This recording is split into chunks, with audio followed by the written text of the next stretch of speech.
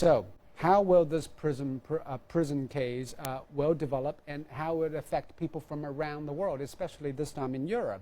Now let's talk to Jack Barton in Berlin. Well, Jack, what has been the Europeans saying about the Prism program?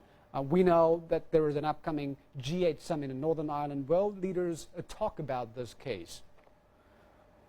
Well, that's right. The official EU response has toned down a bit since European and US officials met in Dublin late last week. The US and the EU have now agreed to set up a working group of security experts to examine the implications for the EU.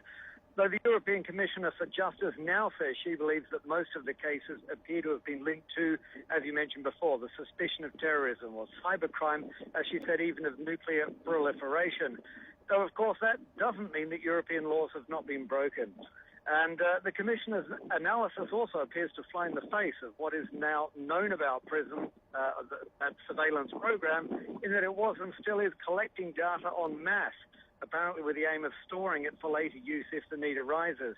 And that is something that in the minds of many lawmakers here in Europe still clearly breaches EU data protection regulations. We understand probably most Europeans don't feel comfortable about this intrusion. Germany especially has been a focus of this PRISM program. How is Germany reacting?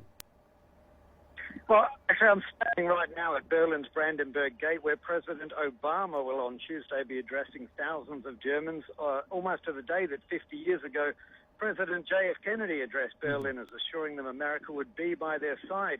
That's going to be a hard sell this time. This visit was supposed to be about boosting relations with Germany and the EU. But really, this is going to be some tough talks, and it's interesting to see what reception he will get here. There's been a lot of criticism.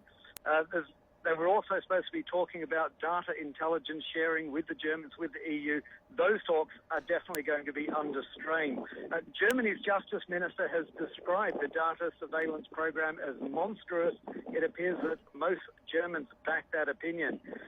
To make matters worse, it appears Germany was the largest European target of the PRISM program.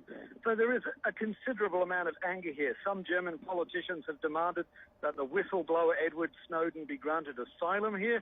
While she's probably not going to go that far, Chancellor Angela Merkel has made it clear she will make the PRISM program a key talking point with President Obama when he visits here in the coming days.